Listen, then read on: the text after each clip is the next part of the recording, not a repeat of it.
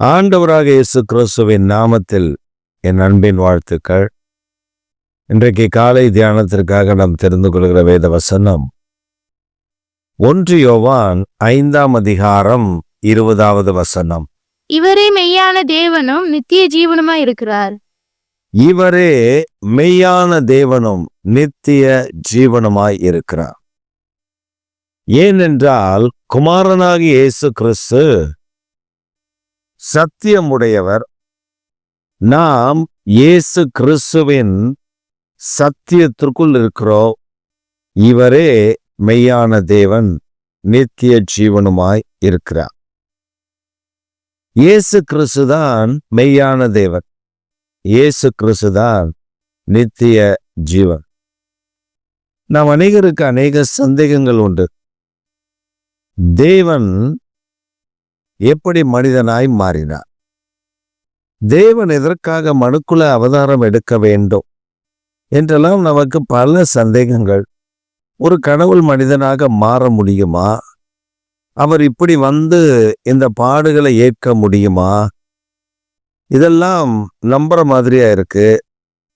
இயேசு கிறிஸ்து மகிமையை, அந்த மேன்மையை எல்லாவற்றையும் விட்டுவிட்டு அவர் வந்திருப்பாரா என்றெல்லாம் பல பல கேள்விகளை கேட்கிறதை நான் கேட்டிருக்கிறேன். ஒன்றை நாம் விளங்கிக் கொள்ள வேண்டும். மனுக்குலம் முழுவதும் பாவம் செய்தது. ஒரு மனிதனாலே அந்த பாவம் மனுக்குலத்துக்குள் வந்து விட்டது. இப்ப இந்த மனுக்குலத்தினுடைய பாவத்தை தீர்க்க வேண்டுமென்றால் வேறு ஒரு ஜந்துனுடைய இரத்தத்தை வைத்தோ வேறு ஒரு ஜந்துனுடைய காரியத்தினாலேயோ நம் பாவங்களை மன்னிக்கவோ கழுவிவிடவோ முடியாது. ஆண்டவர் மோசேக்கு சொன்னது என்ன? காளைகளை பலி செலுத்து, ஆட்டுக்கிடாக்களை பலி செலுத்து, ஆட்டுக்குட்டிகளை பலி செலுத்து, வெள்ளாட்டுக்கடாவை பலி செலுத்து என்றெல்லாம் சொல்லியிருக்கிறாரு. அப்ப இது பாவத்தை கழுவாதா என்று நமக்கு ஒரு கேள்வி எழும்பும்.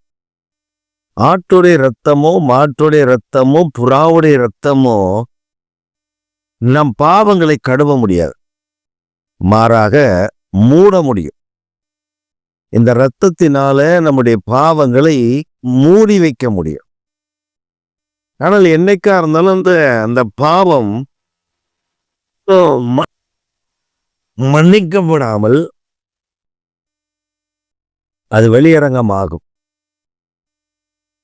தகப்பனுடைய தப்பிதங்கள் 3ஆம் 4ஆம் தலைமுறை மட்டும் அந்த பாவம் சாபமாக மாறி அது 3ஆம் 4ஆம் தலைமுறை மட்டும் கேட்கப்படும். கர்த்தருடைய ஆசீர்வாதம் 1000 தலைமுறைக்கு இருக்கும் என்று வேதம் நமக்கு கற்றுக் கொடுக்கிறது. ஆண்டவர் நமக்கு கற்றுக் கொடுக்கிற விரும்புகிற ஒரு காரியம், நம்முடைய பாவங்களை கழுவுவதற்கு, மன்னிப்பதற்கு ஒரு பரிசுத்தம் உள்ள இரத்தம் சிந்தப்பட வேண்டும். அதுவும் மனுஷனுடைய இரத்தம் தான். மனுக்குலத்தினுடைய பாவத்தை தீர்க்க வேண்டும் என்றால் ஒரு மனிதன்தான் அந்த பாவத்திற்காக தண்டிக்கப்பட வேண்டும். அப்ப எந்த மனிதனை ஆண்டவர் தண்டிப்பதற்கு ஒப்பு கொடுப்பார்?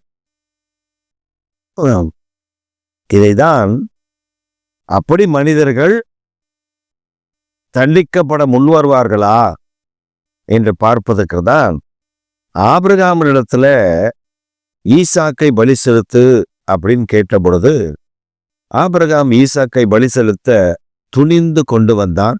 அது தேவனுடைய பார்வையில ஆபிரகாமுடைய செய்கை நீதியாக எண்ணப்பட்டது. அது மட்டுமல்ல, அப்ப ஒரு மனிதன் தன் நேசகுமாரன் தனக்கு நீண்ட காலத்திற்கு பின்பு 100 வயதுல பிறந்த ஒருவனை பலி செலுத்த ஒப்பு கொடுக்கிறான் என்றால், நான் என்னுடைய குமாரனாகிய இயேசுவை இதற்கு அனுப்புவதில் தவறில்லை என்று இயேசு கிறிஸ்துவை மனு குலத்தின் அவதாரமாய் அனுப்பினார். மானிடனாய் அனுப்பினார். மனுஷகுமாரனாய் அனுப்பினார். Whenever Jesus Christ represented himself as Son of God, தேவனாகி கர்த்தர் இயேசு கிறிஸ்து தம்மை எப்பொழுதெல்லாம் வெளிப்படுத்தினார் அப்பொழுதெல்லாம் மனுஷகுமாரனாக தான் வெளிப்படுத்தினார். அப்ப நம்முடைய பாவங்களை கழுவி நம்முடைய பாவங்களை மூடுவதற்கல்ல, கழுவுவதற்கு, கிளன்ஸ், சாங்டிஃபிகேஷன். இப்ப நம்ம பரிசுத்தமாக்கி எல்லா பாவங்களை கழுவி பரிசுத்தமாக்குவதற்காகத்தான் இயேசு கிறிஸ்துவின் தூய இரத்தம் சிந்தப்பட்டது. அதனாலதான் அவர் சிலுவையில மரித்தார். 3ஆம் நாள் உயிரோடு கூட எழும்பினார். இன்றைக்கும் ஜீவிக்கிறார். Scientifically, they're all confused with God and other things. விஞ்ஞானபூர்வமாக தேவனையும் மற்றவைகளையும் வைத்து குழப்பிக் கொள்ளுகிறார்கள். ஒரு மனிதன் சொல்லுகிறார், குரங்கு இவன மாதிரிதான் இருக்கு, இவனுக்கு குரங்கு மாதிரிதான் இருக்கா, அதனால குரங்கிலிருந்து மனிதன் வந்தான் என்று சொல்லி டார்வினுடைய கொள்கையை ஒரு சிலர் சொல்லுகிறார். நான் என்ன கேட்கிறேன்னா, millions and millions of years ago it happened அப்படின்றான். பல 1000 ஆண்டுகள்ல இது பரிமாண வளர்ச்சி அடைந்து அப்படி பிறப்பிக்கப்பட்டது அப்படின்னு சொல்றான். அப்ப அந்த பரிமாண வளர்ச்சி ஏன் நின்று போனது? அது ஏன் இப்பொழுது தொடரவில்லை? அப்ப காட்டுல இருக்கிற குரங்கெல்லாம் அது பரிமாண வளர்ச்சியில் மனிதனாக அல்லவா மாறி இருக்க வேண்டும். எல்லாமே மனிதனா எல்லாம் மாறி இருக்கணும். எல்லாத்துக்கும் வால் கட்டாய் இருக்கணும். மனிதனாய் மாறி இருக்க வேண்டும். ஏன் அவைகள் இன்னும் குரங்குகளாகவும் சிம்பான்சியாகவும் இப்படி அவைகள் இருப்பதற்கு காரணம் என்ன? அது அதனுடைய இயல்பில் இருக்கிற. இப்ப நம்ம இதே டவுட் இன்னொரு இடத்துல கேட்கலாம். என்னன்னா, ஒரு மாமரம் இருக்கு. 100 ஆண்டுக்கு முன்னாடி அந்த மாமரம் தான். இயேசு கிறிஸ்து வாழ்ந்த காலத்தில் இருந்த ஒலிவ மரம் இன்னைக்கு இருக்கு. அது அன்னைக்கும் ஒலிவ மரம் தான், இன்னைக்கு ஒலிவ மரம் தான். 2000 ஆண்டு ஆயிடுச்சுன்னு சொல்லி அந்த ஒலிவ மரம் அத்தி மரமாகவோ திராட்சை செடியாகவும் மாறல. அதுல பரிணாம வளர்ச்சி அங்க வரல. இன்னொன்னு, ஒரு மாமரம் வைத்திருக்கிறோம், அந்த மாமரம் மாங்காய் தான் காய்க்கும். அதுல பரிணாம வளர்ச்சி அடைந்து புளியாக காய்க்காது. இவரை என்னென்னமோ ஒட்டுறாக்கெல்லாம் போட்டு என்னென்னமோ வேலை பார்க்கறானுங்க. ஆனா தேவன் ஒன்றை சிருஷ்டித்தார்னா சிருஷ்டித்ததுதான். இத்தனை ஆண்டுகால சூரியன் இருக்கு, பரிணாம வளர்ச்சியில சூரியன் சந்திரனா மாறிடுச்சா? இல்லையே. அப்ப தேவனையும் விஞ்ஞானத்தையும் வைத்து குழப்பிக் கொள்ளக்கூடாது. அவர்தான் மெய்யான தேவன். உங்களுக்கு எனக்கும் உங்க வாழ்க்கையிலும் என் வாழ்க்கையிலையும் ஒரு நித்திய ஜீவனை தருகிறவர் அவர்தான்.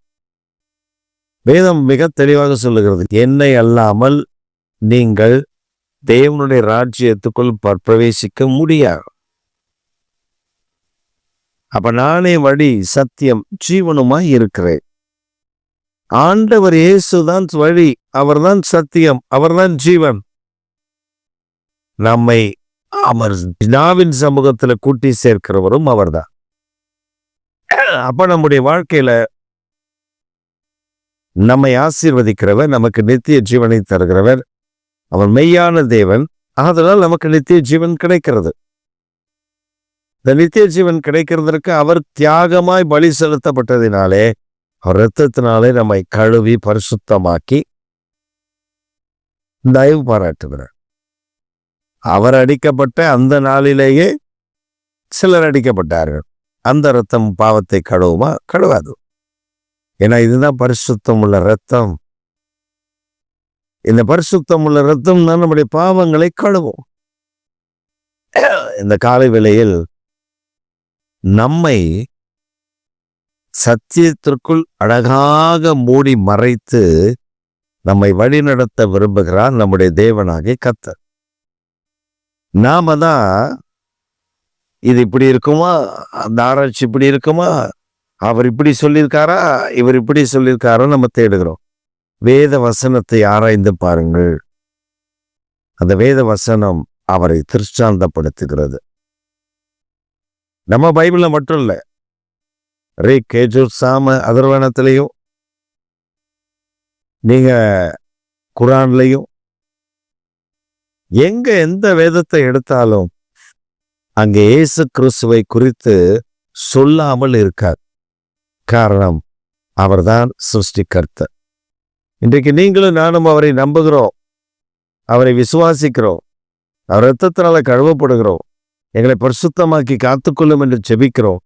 ஆண்டவருடைய ஜெபங்களை கேட்கிறார். அவர் மெய்யான தேவன், அவர் நித்திய ஜீவனாயிருக்கிறார். உங்கள் வாழ்க்கையில ஒரு மெய் தேவனை, மெய்யான இரட்சகரை பின்பற்றி நடக்கிறீர்கள் என்பதை மறந்து விடாமல் அவரை இறுக பிடித்துக் கொள்ளுங்கள். உங்களை மேன்மைப்படுத்துகிறவர் அவர் ஒருவரே. ஆமென்.